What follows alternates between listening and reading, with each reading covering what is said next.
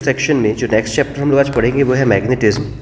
Magnetism की बात करेंगे तो ये चैप्टर जो है कॉन्सेप्चुअली बहुत ही स्ट्रॉन्ग चैप्टर है। इस चैप्टर में क्या होता है कि कॉन्सेप्ट के साथ साथ cross product, dot product, vector algebra और फील्ड के बारे में, इसके अलावा मेमोरी, बहुत सारे क्वेश्चन मेमोरी बेस्ड होंगे। तो ये टॉपिक जो है थोड़ा सा कठिन है, ठीक है। फिर भी हम लोग स्टार्ट करते हैं। टॉपिक है वो है मैग्नेटिज्म। पहला क्वेश्चन देखिए। पहला क्वेश्चन जो है वो क्वेश्चन है टोरॉइड का। तो बोला है कि टू टोरॉइड्स मैग्नेटिक फील्ड 1 और 2, टोटल नंबर ऑफ टर्न्स दिया हुआ है, रेडियस दी हुई, if they are carrying same current I the ratio of magnetic field along the two is कितना। तो टोरॉइड क्या होता है, हम लोग क्या देखते हैं कि जब हमने कॉपर वायर को वाउंड करके, ठीक है, हम लोग क्या लिए, कॉपर वायर लिए और इस कॉपर वायर को एक सेंट्रल कोर में वाउंड कर दिए, ठीक। तो जो डिवाइस बनेगा, इस डिवाइस का नाम हो जाता है टोरॉइड। तो टोरॉइड जो होता है ये सोलेनॉइड हो गया। टोरॉइड के लिए क्या करते हैं लोग, इसी कोर को सर्कुलर ले लेते हैं और इसके चारों ओर कॉइल को से बांध देते हैं। ये जो बनता है इसको टोरॉइड कहते हैं। तो टोरॉइड का मैग्नेटिक फील्ड कितना होगा, तो टोरॉइड का मैग्नेटिक फील्ड कितना होता है। मैग्नेटिक फील्ड की अगर बात करेंगे तो मैग्नेटिक फील्ड को अगर बी से रिप्रेजेंट करते हैं तो बी की वैल्यू होती है μ0 Ni/2πr, ठीक है। मतलब फॉर्मूला बेस्ड टॉपिक बहुत सारे इसमें। तो अगर ध्यान से देखेंगे तो बी दिया हुआ है, एन दिया हुआ है और आर दिया हुआ है, आई कांस्टेंट है। तो कैसा प्रोपोर्शनल, तो ऐसा लिख सकते हैं B1/B2 is equals to directly proportional वाला सेम आएगा N1/N2 इंटू इन्वर्सली प्रोपोर्शनल वाला उल्टा आएगा R2/R1। बस इस फॉर्मूले को यूज़ करके क्वेश्चन बनाना है, ठीक है। तो क्वेश्चन को देखिए, क्वेश्चन देख के समझ में आ रहा होगा कि B1/B2 is equals to 200/100 into 20/40, ठीक है। 2 0 2 0, 1 0 से 1 0, 4 से 4, तो कितना बच गया 1:1। तो आंसर क्या आ जाएगा, पहले का, फर्स्ट वाले क्वेश्चन का आंसर जो है वो पहला ऑप्शन, ठीक है, 1:1। नेक्स्ट क्वेश्चन देखते हैं। नेक्स्ट क्वेश्चन जो है, नेक्स्ट क्वेश्चन में क्या पूछा है, नेक्स्ट क्वेश्चन में पूछा है कि एक straight conductor carrying current split into 2 parts, so in the figure. इतना स्ट्रेट कंडक्टर था, उसको 2 भाग में तोड़ दिए। The radius of the circular loop and the total magnetic field loop is, पूछा करंट की वैल्यू कितनी हुई। The total magnetic field at the centre of the P of the loop is, loop के सेंटर पे magnetic field की value कितनी होगी, ठीक है। तो क्वेश्चन के स्ट्रेट कंडक्टर कैरिंग करंट आई, इसको 2 भाग में तोड़ दिए हम लोग, जैसे डायग्राम बना हुआ, ठीक है। तो हम लोग क्या देखते हैं कि फॉर्मूला कैसे यूज़ करें इसका। तो फॉर्मूला होता है, इसको समझिए कि अगर मान लो कि मेरे पास 3 कंडीशन है। अगर एक स्ट्रेट लाइन कंडक्टर हो, इस स्ट्रेट लाइन कंडक्टर के यहाँ पर मैग्नेटिक फील्ड की वैल्यू पूछें तो 0, इस जगह पे पूछें तो मैग्नेटिक फील्ड की जो वैल्यू होती है, इस जगह पे मैग्नेटिक फील्ड की वैल्यू हो जाती है μ0/4π I/A इंटू 1। अगर बीच में पूछें तो B इज इक्वल टू होता है μ0/4π I/A इंटू 2, ठीक है। और अगर मान लो कि सर्कल बना दें तो फॉर्मूला हो जाता है μ0/4π I/A इंटू 2π, अगर पूरा कंप्लीट सर्कल है तो। अगर मान लो कि कोई सेक्टर हो, सेक्टर मतलब किसी पर्टिकुलर एंगल पे हो, तो फॉर्मूला हो जाता है μ0/4π I/A इंटू 2π और θ/360, ठीक है। जितना एंगल दिया रहेगा, एंगल को पुट करके उस हिसाब से क्वेश्चन को बना सकते हैं, ठीक। तो क्वेश्चन को अगर देखेंगे ध्यान से तो क्या दिया हुआ है, एक सर्कुलर रिंग दिख रही होगी, उस रिंग के हिसाब से क्वेश्चन को बनाना है, ठीक है। तो मैग्नेटिक फील्ड बी पहले वाले की वजह से, अगर I1 करंट की वजह से माने तो I1 करंट की वजह से कितना होगा, μ0/4π I1/R1, जो भी रेडियस दिया हो, क्योंकि रेडियस सेम है तो R भी लिख सकते हैं, इंटू थीटा। और थीटा किस में होगा, रेडियन, डायरेक्टली रेडियन में चेंज करके भी लिख सकते हैं इसको, ठीक है। और B2 की जो वैल्यू होगी वो कितना होगा, μ0/4π I2/R2 इंटू थीटा। ये θ1 और θ2 हो गया। रेडियस बराबर है, रेडियस की वैल्यू क्या है, इक्वल है। अब करंट का डायरेक्शन अगर ध्यान से देखेंगे तो एक में करंट का डायरेक्शन क्लॉकवाइज है और एक में करंट डायरेक्शन एंटी क्लॉकवाइज है। तो अगर टोटल मैग्नेटिक फील्ड की वैल्यू पूछे, टोटल आंसर कितना आ जाएगा? 0। ठीक है, तो आंसर क्या होगा इसका? 0। पहले वाले का आंसर कितना आ जाएगा? 0। अगर सेम डायरेक्शन पे करंट होता तो कुछ ना कुछ वैल्यू मिलती, करंट डायरेक्शन अपोजिट होने की वजह से आंसर कितना आ गया? 0। ठीक है, नेक्स्ट क्वेश्चन ट्राई करते हैं। अगला क्वेश्चन दिया हुआ है ससेप्टिबिलिटी का क्वेश्चन है। ठीक है, तो हम लोग जानते हैं कि mu R, third question, relative permeability जो होती है वो ससेप्टिबिलिटी +1 होता है। ठीक है, और म्यू की जो वैल्यू होती है वो होती है μ0 इंटू म्यू आर। सारी वैल्यू दी हुई है, तो mu R is equals to क्या निकल जाएगा? 599 +1 इक्वल्स टू 600। और म्यू की वैल्यू क्या हो जाएगी? Mu R into μ0। μ0 की वैल्यू कितनी होती है? 4 पाई इंटू 10⁻⁻7 इंटू 600 हो जाएगा। ठीक है, सिंप्लीफाई करना है, सिर्फ आंसर आ जाएगा। तो इसको सॉल्व करने पे जो आंसर मिलेगा वो होगा 2.4 पाई इंटू 10⁻⁻4। कौन सा ऑप्शन दिख रहा है ऐसा? 2.4 पाई 10⁻⁻4, मतलब ऑप्शन 2। नेक्स्ट क्वेश्चन देखते हैं। ठीक है, नेक्स्ट क्वेश्चन देखते हैं। नेक्स्ट क्वेश्चन में बोला है कि बोलता है अलॉन्ग सोलेनॉइड। सोलेनॉइड क्या होता है फिर से याद करेंगे। हम लोग क्या लिए? एक सेंट्रल कोर ले लिए, इस सेंट्रल कोर के चारों ओर एक वायर लपेट दिए, जो डिवाइस बनता है उसे क्या कहते हैं? सोलेनॉइड। सोलेनॉइड का मैग्नेटिक फील्ड B की वैल्यू कितनी होती है? μ0 n इंटू आई। n होता है नंबर ऑफ टर्न्स इन पर यूनिट लेंथ, या इसको लिख सकते हैं कैपिटल N/L इंटू आई। अब क्वेश्चन को अगर चेक करेंगे तो क्वेश्चन में सोलेनॉइड की लेंथ दी हुई है, L दी हुई है 50 सेंटीमीटर, नंबर ऑफ टर्न्स दिया हुआ है, n इक्वल्स दिया हुआ है 100 टर्न्स, और आई की वैल्यू दी हुई है 2.5, मैग्नेटिक फील्ड पूछा है। सिंपल क्वेश्चन है, बिल्कुल पुट करके आंसर निकालना है। ठीक है, तो μ0 की value 4 pi into 10⁻⁻7 into 100 upon length हो जाएगा, मीटर में चेंज करते हैं 0.5 इंटू 2.5। ठीक है, पॉइंट से पॉइंट हटा दिए। कैलकुलेशन में कई बच्चों को प्रॉब्लम होता है, इसलिए कैलकुलेशन करके दिखा दे रहा हूँ। ठीक है, इसको डिवाइड करेंगे तो 5 आ जाएगा, और आंसर अगर पाई के टर्म पे नहीं है तो सॉल्व करना पड़ेगा। ठीक है, तो 4 का 4, पाई की वैल्यू 3.14 पुट कर देंगे, और यहाँ पर बचा हुआ है 5 इंटू 10⁻⁻7 इंटू 100। ठीक है, सिंप्लीफाई करना है बस, इसको आंसर आ जाएगा। ठीक है, तो ये हो जाएगा 20, और ये हो जाएगा 6.28 इंटू 10⁻⁻4 टेस्ला। तो ऐसा यूनिट क्या होता है मैग्नेटिक फील्ड का?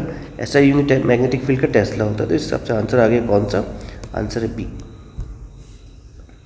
ठीक है, क्वेश्चन नंबर 5 देखते हैं। A wire of length L metre carrying current I, moment की वैल्यू कितनी होती है? तो मैग्नेटिक मोमेंट, क्वेश्चन नंबर 5 में मैग्नेटिक मोमेंट पूछा है, और मैग्नेटिक मोमेंट का फॉर्मूला होता है I इंटू ए। ठीक है, I करंट है, A एरिया है।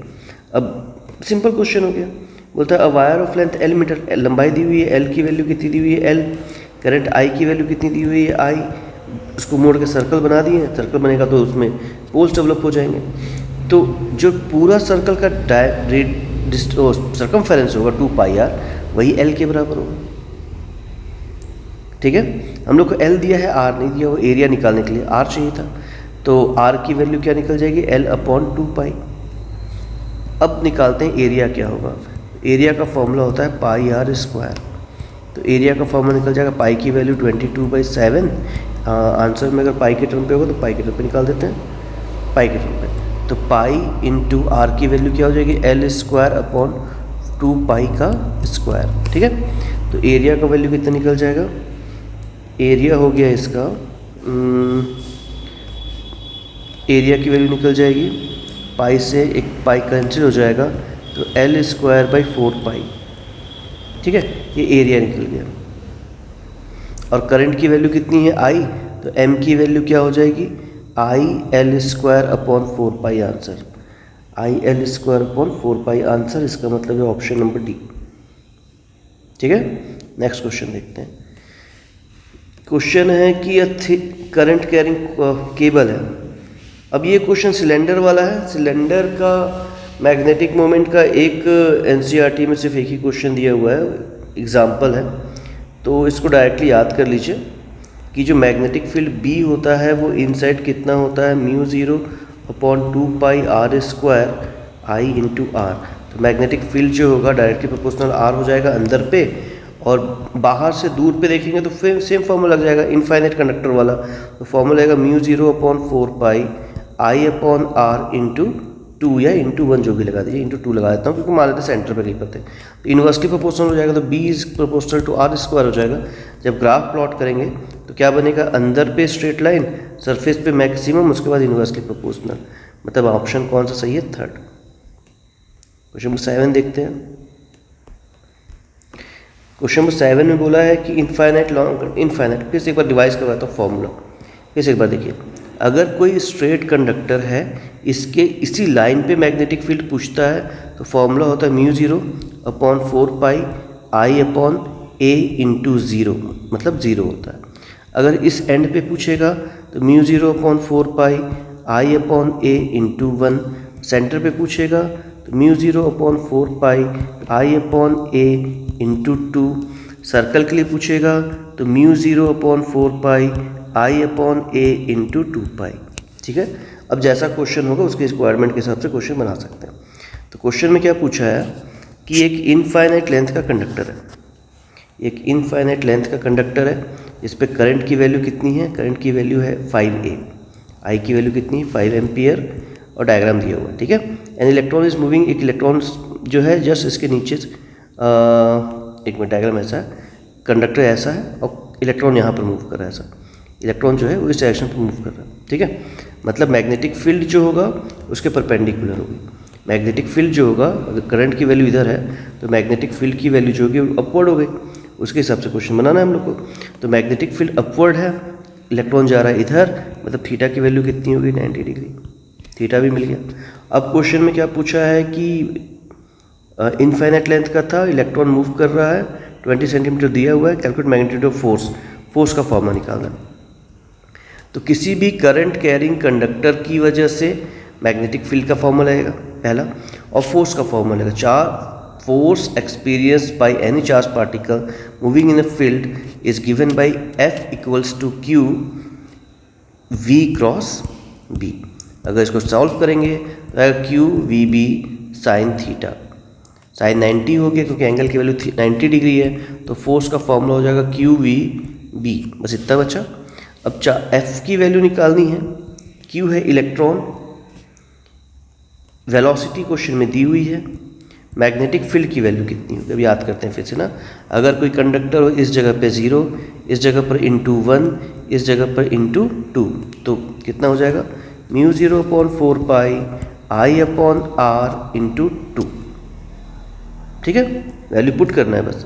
तो इलेक्ट्रॉन का चार्ज कितना होता है 1.6 into 10 to the power minus 19। ध्यान से देखिए वेलोसिटी कितनी दी हुई है 10 टू द पावर 5।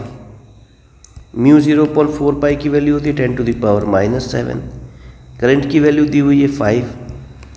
डिस्टेंस कितना दिया हुआ है, आर की वैल्यू दी हुई है 20 सेंटीमीटर। ठीक है, तो 20 सेंटीमीटर है तो 0.2 इंटू एक 2 और,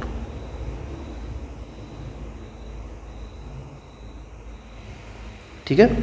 इसको सिंप्लीफाई करने पे जो मिलेगा वो आंसर होगा। सिंप्लीफाई करना कुछ भी नहीं, एकदम सिंपल, ये 10 हो जाएगा मल्टीप्लाई करने में, ये 2 से कट जाएगा, तो जिसमें भी 8 होगा वो आंसर। 8 पाई नहीं, सिर्फ 8 होना चाहिए ना, पाई तो कट चुका है। ठीक है, 8 किस में है बताइए, फोर्थ वाले ऑप्शन में, तो फिर फोर्थ वाला ऑप्शन हो गया, एग्जैक्ट निकालने की जरूरत नहीं। नेक्स्ट क्वेश्चन में पूछा है, भाई बता रहे वेक्टर के क्वेश्चन होंगे मैक्सिमम, वेक्टर का टॉपिक लगता है, क्रॉस प्रोडक्ट लगता है, डायरेक्शन निकालने के लिए यूज़ करना पड़ता है। तो बोलता है कि फोर्स का formula Q V B cos theta है, बी की वैल्यू दी हुई है, क्यू की वैल्यू दी हुई है, वी की वैल्यू दी हुई है, एफ की वैल्यू दी है। एक्सप्रेशन फॉर बी निकालिए कंप्लीटली, बी की वैल्यू क्या निकलेगी निकालना है। ठीक है, तो क्रॉस प्रोडक्ट की प्रॉपर्टी पता होना चाहिए। तो क्रॉस प्रोडक्ट की प्रॉपर्टी क्या बोलता है कि अगर मान लो कि मेरे को निकालना है वी क्रॉस बी, तो पहले वी को लिखेंगे, पहले आई जे के, फिर लिखेंगे वी को, वी क्रॉस बी है इसलिए वी को पहले, अगर बी क्रॉस वी होता तो पहले बी को लिखते। तो वी की वैल्यू कितनी हो जाएगी 2 4 6, और बी की वैल्यू क्या हो जा रही है बी और B 0 is equals to force. Force का फॉर्मूला, चार्ज की वैल्यू 1 दी हुई है, तो फोर्स की वैल्यू क्या दी है 4I minus 20J plus 12K। ठीक है, इस एक्सप्रेशन को यूज़ करके हम लोग क्या निकालना है, ABC की वैल्यू निकालनी है। सिंपल क्वेश्चन है। तो क्रॉस प्रोडक्ट कैसे निकालते हैं, निकलेगा I इंटू, ठीक है, क्रॉस मल्टीप्लाई कर देते हैं, तो I इंटू क्या आएगा, I इंटू आ जाएगा, I को हाइड कर लेंगे, जो तो कितना आएगा 4B0 plus 6B equals to 4, ये वाला 4, I वाले को I वाले से इक्वल कर दिया। ठीक है, I को हटा भी देते हैं यहाँ पर, सिंपल पड़ जाएगा। तो क्या निकलेगा 4B0 plus 6B equals to 4, ये पहला इक्वेशन निकल गया। ऐसे ही मेरे को कितने 2 इक्वेशन बनाने पड़ेंगे, 2 इक्वेशन बनाने पर आंसर निकल जाएगा। ठीक है, पहला निकाल लिया। अब सिमिलरली मान लो इसको 2 से इक्वेट करता हूँ, 2 वाले को इक्वेट करते तो क्या निकलेगा, J वाले को इक्वेट कर, J वाले को हाइड कर देंगे ऐसा, तो निकलेगा 2B0 plus 6B equals to minus 20। ठीक है, ये 2 इक्वेशन बन गए, इक्वेशन नंबर 1, इक्वेशन नंबर 2, दोनों को सॉल्व करके B की वैल्यू और B0 की वैल्यू निकल, सिंपल क्वेश्चन है। जब सॉल्व करेंगे तो B की वैल्यू निकल जाएगी -6 और B0 की वैल्यू निकल जाएगी -8, पुट करने पे आंसर। ठीक है, तो क्या निकलेगा आंसर बताइए, B is equal net magnetic field निकलेगा -6I -6J -8K। कंपेयर करके देखें तो आंसर कौन सा सही लग रहा है, ऑप्शन नंबर 2, तो इसका आंसर हो जाएगा B। नेक्स्ट क्वेश्चन देखिए, क्वेश्चन नंबर 9। क्वेश्चन नंबर 9 में क्या बोलता है कि यूनिफॉर्म कंडक्टर का लेंथ दिया हुआ 2A और uniform conducting wire of length 2A and resistance R is bounded on circular current carrying coil in the shape of, पहले बोले equilateral triangle of side A, square of side A, दोनों को मतलब दे दिया। और बोला magnetic dipole moment of the coil in each case, सब दोनों केसेस में कितना निकलेगा वो निकालना है।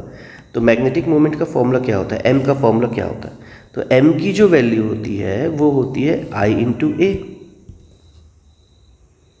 ठीक है, करंट की वैल्यू कितनी दी हुई क्वेश्चन में,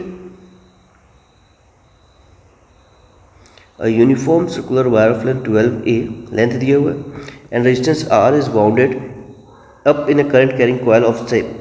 ठीक है, तो करंट मान लेते हैं I है, करंट वैल्यू दी नहीं है तो I लेना पड़ेगा। ठीक है, तो I मान लिया। अब जो तार की लंबाई थी वो कितनी थी 12A, पहले बोला है ट्रायंगल बनाना है। ठीक है, पहले केस में क्या बना ट्रायंगल, तो ये भी A, ये भी A और ये भी A हो जाएगा, तो एक बार में 3 हुआ। अगला तो एक बार में कितने को यूज़ कर रहे हैं 3A, अगली बार कितना यूज़ होगा 3A, अगली बार कितना यूज़ होगा 3A, फिर 3A, हो गया 12A। तो कितने राउंड हुए टोटल, 4 राउंड हुए, 4 टर्न्स हुए टोटल। फर्स्ट राउंड फिर में 3A, सेकेंड राउंड में 3A, 4 राउंड में 3A, इसका जब कैलकुलेट करेंगे तो टोटल कितने राउंड हो जाएंगे 4, तो नंबर ऑफ टर्न्स भी लगेगा, तो NIA लगाना चाहिए फॉर्मूला। तो मैग्नेटिक मोमेंट का फॉर्मूला क्या हो गया NIA। नंबर ऑफ टर्न्स कितने थे बताइए, 4 का 4, करंट की वैल्यू I।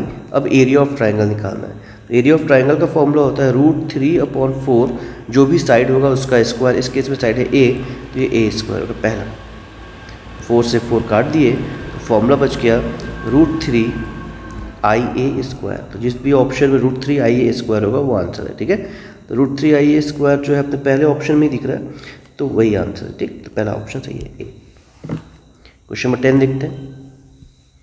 क्वेश्चन नंबर 10 में बोला है, ठीक है, क्वेश्चन नंबर 10 थ्योरेटिकल क्वेश्चन है, बोलता है Biot Savart's law gives us the expression for magnetic field strength in infinitesimal small element dear. Biot Savart's law क्या बोलता है, तो बायो-सावर्ट्स लॉ का एक्सप्रेशन तो B is equals to μ0/4 pi i dl sine theta upon R square.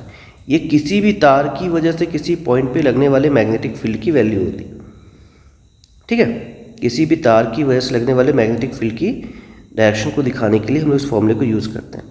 तो Biot Savart's law is analogous to Coulomb's law, पूछता है कि कूलम्ब्स लॉ के जैसा इन्वर्स स्क्वायर लॉ है।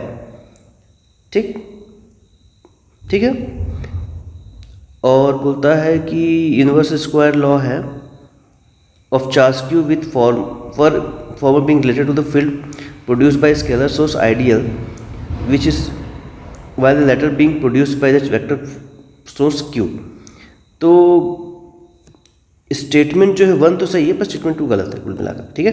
तो आंसर हो जाएगा B. Question number 11, question number 11 में क्या पूछा है कि from Ampere circuital law for a long straight wire circular cross section of a circular cross section carrying steady current, the variation of magnetic field in the inside and outside region of the wire is, ठीक है। Ampere circuital law लगाने के लिए बोला है, ठीक है। Ampere circuital law क्या बोलता है कि close line integral of magnetic field मतलब बी डॉट डी एल की वैल्यू जो होती है वो म्यू जीरो आई टोटल होता है। इसी को एक्सप्रेशन को क्या कहते हैं, एम्पियर सर्क्यूटल लॉ कहते हैं, ठीक। तो क्वेश्चन है कि इससे निकलता क्या है।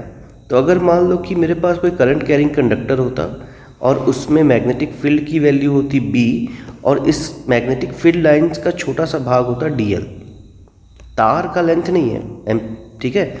बायो-सेवर्ट्स लॉ में तार के लेंथ को लेते हैं डीएल और इसमें मैग्नेटिक फील्ड लाइंस के लेंथ को लेते हैं डीएल। तो इस मैग्नेटिक फील्ड और इसके अगर क्लोज इंटीग्रल लिया जाए तो उसकी वैल्यू कितनी हो जाएगी, म्यू जीरो इंटू आई टोटल। इसी को एम्पियर सर्क्यूटल लॉ कहते हैं, ठीक। अब इसी हिसाब से क्वेश्चन को देखते हैं। A linearly increasing function of distance up to boundary of the wire then linearly decreasing, मतलब इनफाइनाइट कंडक्टर के लिए पूछा है। तो ये तो पहले ही पता है कि किसी भी इनफाइनाइट कोई भी फॉर्मूला हो, फॉर्मूला तो सेम लगेगा। तो फॉर्मूला क्या होता है, किसी भी इनफाइनाइट लेंथ का अगर कंडक्टर यूज़ करें तो मैग्नेटिक फील्ड की वैल्यू कितनी आती थी, mu zero upon 4 pi I upon R into 2 या इंटू 1, दोनों में से एक आता है। तो आर के 1 अपॉन आर पर डिपेंड करते हैं कुल मिलाकर, ठीक है। वो ये भी बन जाएगा।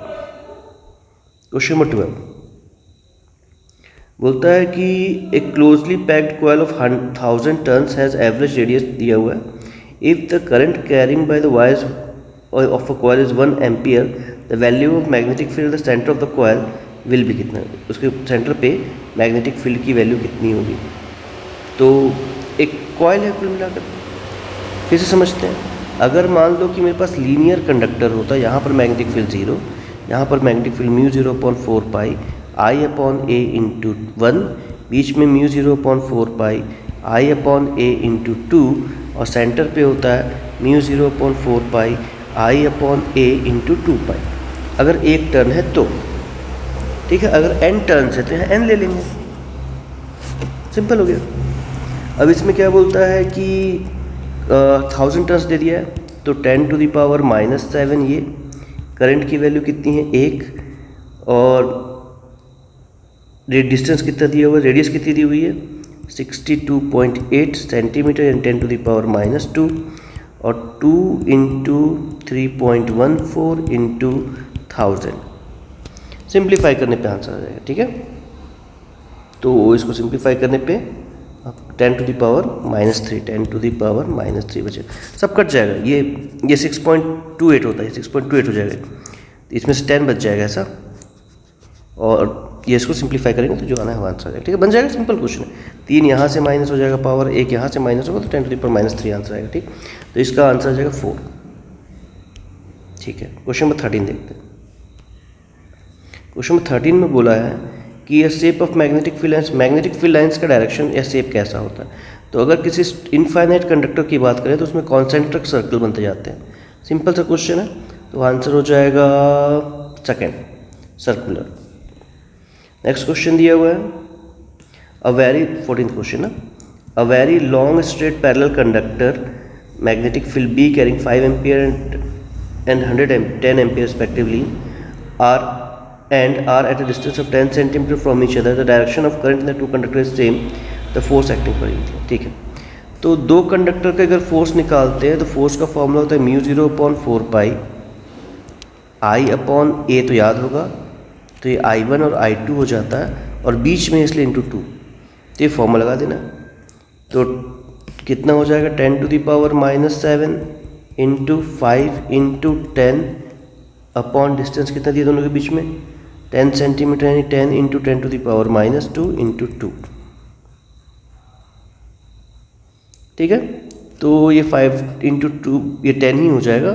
तो ऐसा आंसर आएगा जिसमें 2 या कुछ नंबर ना हो, तो कुल मिला करके आंसर हो जाएगा 3rd या 4th, मतलब 1 into 10 to the power -4। Solve नहीं करो क्योंकि दिख रहा है ये 5 और 2 10 ही हो जा रहा है, तो मतलब 2 दिखेगा ही नहीं इसमें, तो या तो अट्रैक्ट करेगा या तो रिपेल करेगा। अब या क्या याद करेंगे, अगर दो कंडक्टर हो, करंट का डायरेक्शन सेम हो तो एक दूसरे को अट्रैक्ट करते हैं, और दो कंडक्टर हो, करंट डायरेक्शन अपोजिट हो तो एक दूसरे को रिपेल करते हैं।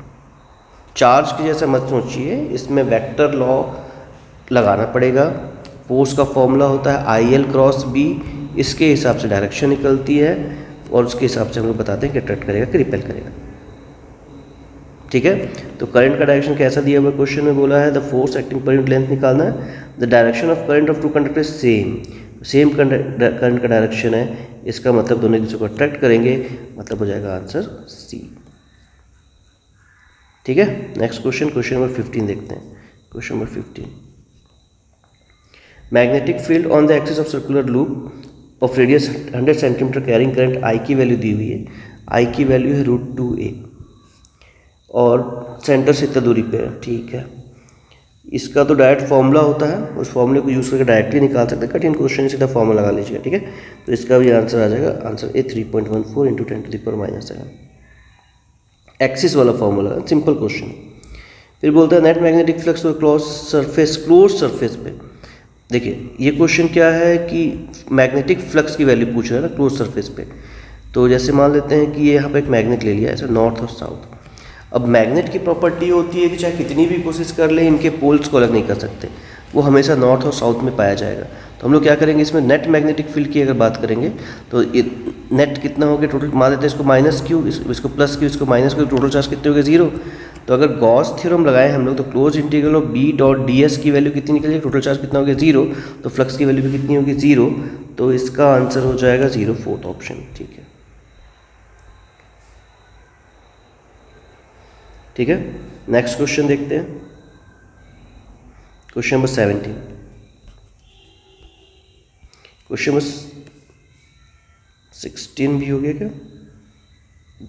16 का डायरेक्ट आंसर हो गया। क्वेश्चन नंबर 17, अब करंट के wire current carrying I current की वैल्यू कितनी हो गई, आई हो गई, एंड एक्स एक्सिस दिया है, लेंथ दिया है, kept in magnetic field B, the magnitude of the magnetic force acting on a wire. ठीक है, फोर्स की वैल्यू निकालनी कुल मिला करके। तो फोर्स का फॉर्मूला होता है I/L क्रॉस बी। ठीक है, आई की वैल्यू क्वेश्चन में दी है आई, लेंथ की वैल्यू दी है L, और बोला है एक्स एक्सिस में है तो Li।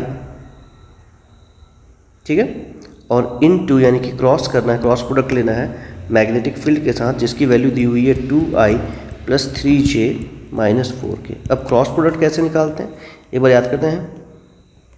पहले लिखेंगे I, J और K, फिर है मैग्नेटिक फील्ड, तो पहले लेंथ है तो पहले लेंथ को लिख लेते हैं, I में तो L 0 0, और उसके बाद है मैग्नेटिक फील्ड तो 2 3 - 4। इसको सिंप्लीफाई करना है बस। तो ये तो अगर हम लोग इसके अलॉन्ग एक्सपेंड करते हैं इसको इस लेंथ के अलॉन्ग, तो ये पहला क्या होता है प्लस, फिर माइनस, फिर प्लस, ये माइनस प्लस और प्लस हो गया। इसके अलॉन्ग एक्सटेंड कर देते हैं तो -L इंटू